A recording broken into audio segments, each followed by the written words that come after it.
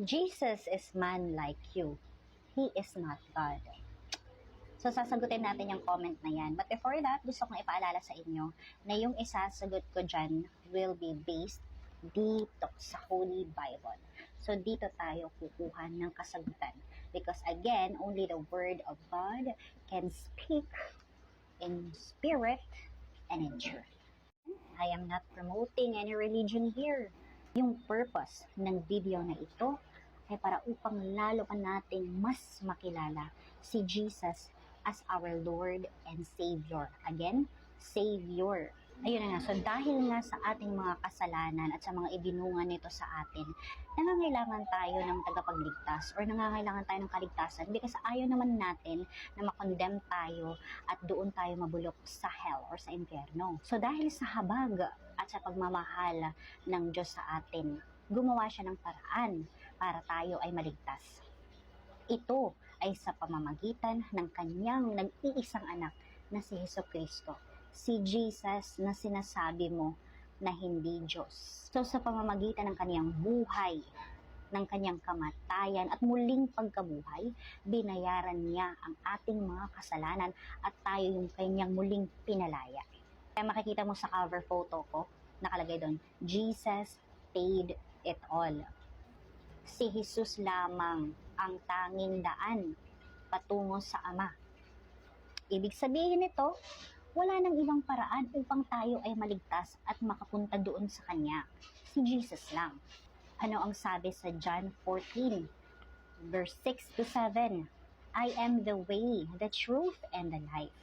No one comes to the Father except through me. If you really know me, you will know my Father as well. From now on, you do know Him and have seen Him. So again, Bible-based yan ha. No one comes to the Father except through me. No one, ibig sabihin wala kahit sino. Meron pa bang ibang pangalan na maaring makapagligtas? So basahin natin dito sa Acts 4:10 to 12. So pwede nyo din siyang basahin in Tagalog. But ito, then know this, and all the people of Israel, it is by the name of Jesus Christ of Nazareth, whom you crucified, but whom God raised from the dead, that this man stands before you healed. Jesus is the stone you builders rejected, which has become the cornerstone.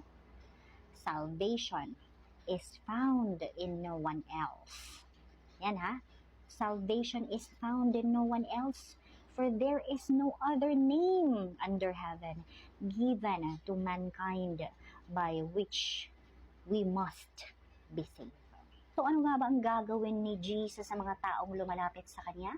O tingnan nyo dito sa Juan or sa John 6:37, ang lahat ng taong ibinibigay sa akin ng Ama ay lalapit sa akin at hindi ko itataboy ang mga lumalapit sa akin. According also sa John 8 verse 36, siya ay sapat ng tagapagligtas. Again, si Jesus lang sapat na. So walang maaaring gawin ang sino man na makapagdaragdag sa ginawa ni Jesus sa krus. Even sa pagiging religious, even sa mga charity works o sa mabubuting gawa, even sa tradisyon, ang ginawa niyang sakripisyo ay sapat na upang tayo ay maligtas sa mga kasalanang ginawa nito sa atin at sa mga magiging epekto nito sa atin.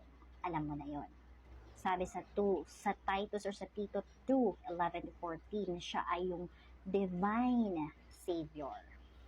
At according doon sa Mateo 19 verse 25-26, siya lamang ang may kakayahang magligtas maging ng pinakamasamang tao sa mundo. Ang kanyang biyaya ay umaabot maging sa mga taong aakalain mong imposibleng magbago. So kung ikaw po ay nag-aalinlangan pa sa kakayahan ng Diyos upang magligtas sa iyo, ngayon, alam mo na walang imposible sa Diyos. Ano pang pumipigil sa'yo para pagkatiwalaan mo siya? So, yun nga. Si Jesus lamang ang ating tagapagligtas or ang ating Savior hanggang sa wakas. Tingnan nyo sa Hebrews 7, verse 23 to 26. Bukod dito, sabi dito ha, bukod dito, kailangan noon ang maraming pari dahil namamatay sila at hindi nakakapagpatuloy sa panunungkulan.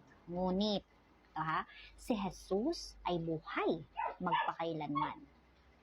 Kaya't walang katapusan ang kaniyang pagkapari. Dahil dito, lubusan niyang maliligtas ang lahat ng lumalapit sa Diyos sa pamamagitan niya, sapagkat siya'y nabubuhay magpakailanman upang mamagitan para sa kanila. Sa makatwid, si Jesus ang pinakapunong pari na kailangan natin. Siya ay banal, walang kapintasan, inihiwalay sa makasalanan at iniangat sa kalangitan. So kunin natin yung character ni Jesus dito. Sabi dito, 'di ba? Siya lang yung daan patungo sa Amang nasa langit. Meron bang ordinaryong tao na magiging daan patungo kay God na nasa langit?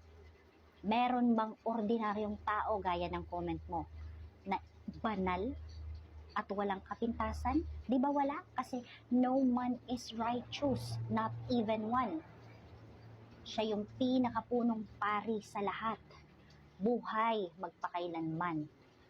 So, ang isang ordinaryong tao, may kakayanan bang maging buhay magpakailanman? So, kung si Jesus ang nag-iisang tagapamagitan sa atin doon sa Amang nasa langit, hahanap pa ba kayo ng ibang tagapamagitan? Bakit nga ba? So, ito yung katotohanan na kailangan natin intindihin. Number 1, kailangan paniwalaan natin si Jesus na siyang ating tanging tagapagligtas.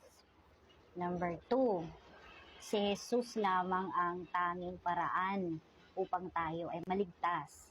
Huwag na tayong humanap ng ibang paraan para tayo ay maligtas. Maniwala tayo na si Jesus ay Diyos. Ito ay isang katotohanan na walang makakapagbago. Alam niyo kung bakit? Siya ay nagkatawang tao dahil kailangan niyang mamatay. Dahil yung kamatayan niya, yun yung makapagliligtas sa atin. Pero, mananatili pa rin siyang ating Diyos. And lastly, paniwalaan natin na anumang oras ay makakalapit tayo sa Kanya. That's why it's really important that we will have a personal relationship kay Jesus. Sabihin natin na tayo ay naniniwala sa Kanya sa pamamagitan ng isang mataimtim na pananalangin. Try to communicate with Him. Aminin natin ang ating mga pagkakasala sa Kanya ng mataimtim. At syempre, hindi na natin pwedeng ulitin yun. Siya lamang ang tanging may kakayanan upang bigyan tayo ng kapatawaran. And don't forget to always thank Him sa kaniyang biyaya o sa kaniyang kapatawaran. Siya lang ang dapat nating pagkatiwalaan. Wala nang iba. Si Jesus lang. Si Jesus.